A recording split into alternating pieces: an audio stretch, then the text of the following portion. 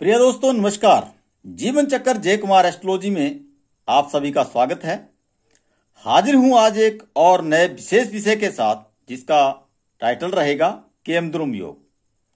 तो प्रिय दोस्तों, केमद्रुम योग कुंडली में कैसे बनता है, कौन सा ग्रह जो है तो इस योग को बनाता है और इसके बनने से इंसान में क्या लक्षण पाए जाते हैं और ये कैंसिल कैसे होता है, इसके ऊपर बात करेंगे।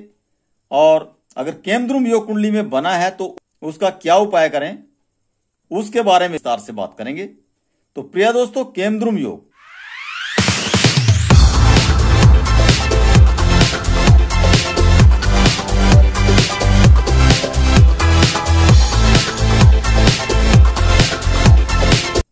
केमद्रुम योग बनता है चंद्रमा से।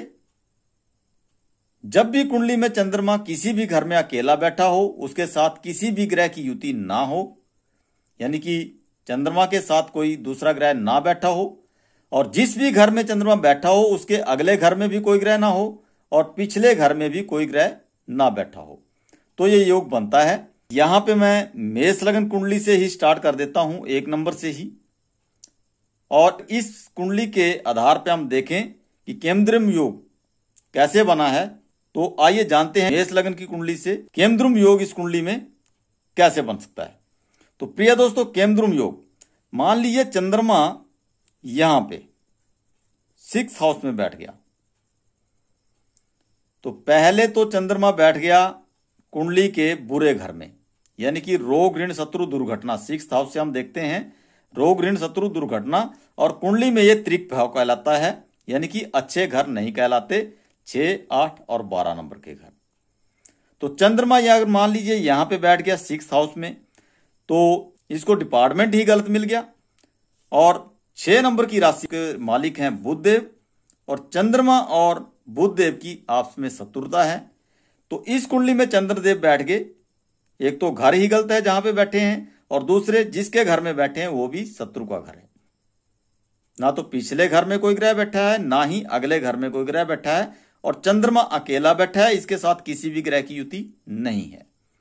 तो ऐसी स्थिति में चंद्रमा जब अकेला बैठा हो तब बनेगा केमद्रुम योग। तो प्रिय दोस्तों, केमद्रुम योग जो है तो जिन लोगों की कुंडली में बना हुआ होता है उनमें क्या लक्षण पाए जाते हैं। चंद्रमा है कुंडली में मन का कारक, और अगर मन अकेला है, उसका कोई साथ नहीं दे रहा है, तो ऐसे में क्या होता है, मन थोड़ा उदास रहता है। तो ऐसे लोगों में क्या पाया जाता है कि ऐसे लोग ज्यादातर अपने ही बारे में सोचते हैं, और ये सोचते हैं कि दुनिया में हमारी कोई सुनता नहीं, हमारा कोई साथ देता नहीं, इसलिए ज्यादातर अपने ही बारे में सोचते हैं। और ऐसे लोग जो है थोड़ा मानसिक परेशानी से भी परेशान होते हैं, और ये मंदबुद्धि टाइप के लोग होते हैं। इनका थोड़ा मन जो है तो ज्यादा स्ट्रांग नहीं होता। ये डिग्री पे डिपेंड करेगा, जो चंद्रमा की डिग्री है उसके ऊपर डिपेंड करेगा कि चंद्रमा की अगर डिग्री कम है, या फिर चंद्रमा बुरे घर में बैठा है और डिग्री वाइज भी कम है, तो ऐसे लोगों को ज्यादा परेशानी का सामना करना पड़ता है। ऐसे लोग अपने ही बारे में सोचते हैं, इनकी अलग ही दुनिया होती है, और ये लोग अपने ऊपर ही ज्यादा मंथन करते हैं। इनको ऐसा लगता है कि लोग इनको अनदेखा करते हैं, इनके बारे में ज्यादा सोचते नहीं।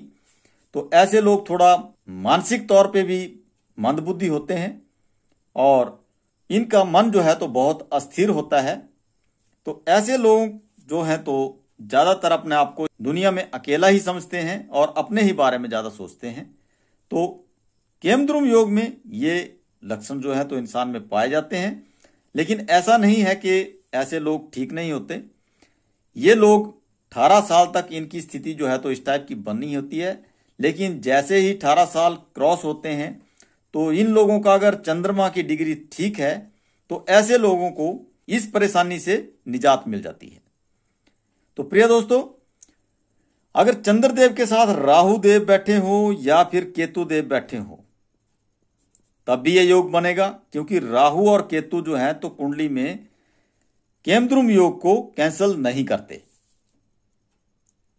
क्योंकि चंद्रमा जब अकेला हो तभी ये योग बनता है, लेकिन अगर राहु या केतु इसके साथ दोनों में से कोई बैठा है या अगले घर में राहु बैठा हो या केतु अगले या पिछले घर में कोई बैठा है, तब भी ये दोष खत्म नहीं होता, तब भी ये दोष बनता है।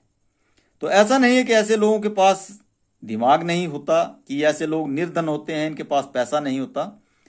वो डिपेंड करता है कि चंद्रमा की डिग्री कितनी है।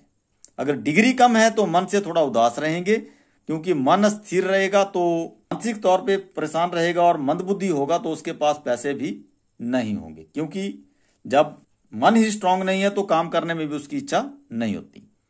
तो प्रिय दोस्तों, दोष कैसे कैंसिल होता है? अगर कहीं से बृहस्पति देव की दृष्टि चंद्रमा पे पड़ रही हो तो दोष कैंसिल हो जाता है, या फिर चंद्रमा ही अपने घर में बैठे हो, सेकंड नंबर हाउस में जो चंद्रदेव यहां पे उच्च के होते हैं और इनका डिग्री अगर अच्छी है तो भी ये दोष कैंसिल होगा। या फिर बृहस्पति देव कहीं से चंद्रमा को देख रहे हो, जैसे मान लीजिए बृहस्पति देव यहां पे बैठे हैं और इनकी 5वीं दृष्टि यहां पर पड़ रही है, 1 2 3 4 5। अगर बृहस्पति की दृष्टि यहां पे पड़ रही है तब भी केमद्रुम दोष जो है तो समाप्त हो जाएगा, क्योंकि बृहस्पति की जो दृष्टि है वो अमृत दृष्टि होती है और ये जो है तो इस दोष को कैंसिल कर देती है। तो प्रिय दोस्तों, आज आपने जाना कि केमद्रुम योग कुंडली में कैसे बनता है, जिन लोगों की कुंडली में ये योग होता है उनमें क्या लक्षण पाए जाते हैं, इसके बारे में मैंने विस्तार से बताने की कोशिश की है। तो अगर कुंडली में ये योग बना है तो इसके लिए क्या उपाय करें? तो पहले तो कुंडली में हम देखेंगे चंद्रमा की डिग्री को और उसकी प्लेसमेंट को, कि चंद्रदेव बैठे कहां हैं। अगर अच्छे घर में बैठे हैं तो उसके लिए रतन धारण करवाएंगे। चंद्रदेव का जो रतन है वो है मोती, उसको धारण कर सकते हैं। या फिर चंद्रदेव के लिए 2 मुखी रुद्राक्ष, इसको धारण करा सकते हैं, तो इससे भी चंद्रदेव की पावर बढ़ेगी और इससे भी ये दोष समाप्त होगा। या फिर 3 नंबर पे क्या कर सकते हैं, चंद्रदेव के बीज मंत्रों का जाप करें, इससे जो है तो चंद्रदेव की पावर बढ़ेगी और इनका जो ये योग है केमद्रुम योग, ये समाप्त होगा। 4 नंबर पे क्या करें, शिवलिंग पे जल चढ़ाएं, क्योंकि चंद्रदेव का कनेक्शन है शिवजी से और चंद्रदेव है मन के कारक। तो चंद्रदेव को स्ट्रांग करने के लिए शिवलिंग पे जल चढ़ाएं और शिवजी की पूजा करें और जो चंद्रदेव के बीज मंत्र हैं उनका जाप करें। और 5 नंबर जो उपाय में आएगा वो आएगा मेडिटेशन। अगर ऐसे लोग मेडिटेशन करते हैं तो इससे भी मन स्ट्रांग होता है और जो केमद्रुम दोष कुंडली में बना होता है उससे राहत मिलती है, वो ठीक हो जाता है। तो प्रिय दोस्तों, आज आपने केमद्रुम योग के बारे में जाना कि केमद्रुम योग कुंडली में कैसे बनता है। तो ये बनता है चंद्रमा के अकेले बैठने से। जब चंद्रमा कुंडली में अकेला बैठा हो और उससे अगले घर में या पिछले घर में कोई भी ग्रह ना बैठा हो और चंद्रमा के साथ किसी भी ग्रह की युति ना हो। राहु केतु में से अगर चंद्रदेव के साथ कोई बैठा है तो ये योग समाप्त नहीं होता, तब भी ये योग बनता है। लेकिन कैंसिल कैसे होता है, या तो चंद्रमा पे बृहस्पति की दृष्टि पड़ रही हो तो ये दोष कैंसिल हो जाएगा, या फिर चंद्रदेव अपने ही घर में 2 नंबर के घर में 2 नंबर की राशि में बैठे हों तो यहां पे चंद्रदेव उच्च के माने जाते हैं और यहां पे ये दोष समाप्त हो जाता है। तो सबसे पहले हम कुंडली में चंद्रदेव की प्लेसमेंट देखेंगे, उसकी डिग्री को देखेंगे, उसके अकॉर्डिंग ही वो रिजल्ट देंगे। अगर चंद्रदेव स्ट्रांग हैं तो इस दोष का उसके ऊपर कोई प्रभाव नहीं पड़ेगा, लेकिन अगर चंद्रदेव वीक हैं तो उसको मानसिक परेशानी, अकेला रहना, अपने बारे में सोचना, बहुत ज्यादा भावुक होना और मानसिक परेशानी या मंदबुद्धि जैसी प्रॉब्लम से जूझना पड़ सकता है।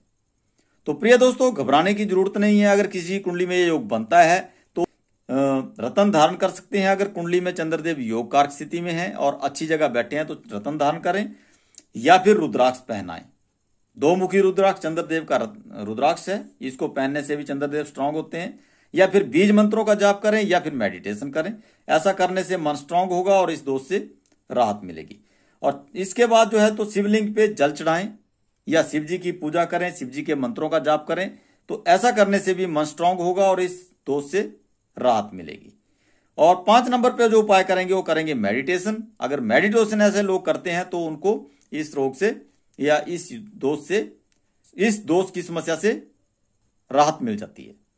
तो प्रिय दोस्तों, आज की जानकारी आपको कैसी लगी कमेंट बॉक्स में आप जरूर लिखें, और अगर वीडियो अच्छी लगी हो तो वीडियो को लाइक करें, अपने दोस्तों को ज्यादा से ज्यादा इस वीडियो को शेयर करें।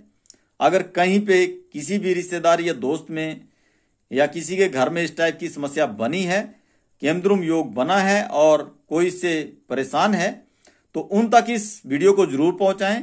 और इसके उपाय करने से अगर वो इंसान ठीक होता है तो कहीं ना कहीं आपको भी दुआएं लगेगी और आपको भी जीवन में इसका सुख मिलेगा। तो प्रिय दोस्तों, जीवन चक्कर जय कुमार एस्ट्रोलॉजी पर अगर कोई दोस्त हमारा पहली बार ही मेरी वीडियो को देख रहा है तो जीवन चक्कर जय कुमार एस्ट्रोलॉजी यूट्यूब चैनल को सब्सक्राइब कर लें और बेल आइकन को ऑल पे क्लिक कर लें, ताकि जब भी मैं अगली वीडियो कुंडली से रिलेटेड अपने यूट्यूब चैनल पर अपलोड करूं तो उसकी नोटिफिकेशन आपको पहले मिल सके। तो प्रिय दोस्तों, ऐसे ही विशेष वीडियो के साथ मैं आपसे दोबारा मुलाकात करूंगा अपने चैनल पर। तब तक बने रहें आप जीवन चक्कर जय कुमार एस्ट्रोलॉजी यूट्यूब चैनल के साथ। मिलेंगे नेक्स्ट वीडियो में, तब तक आप सभी को मेरा नमस्कार। जय हिंद।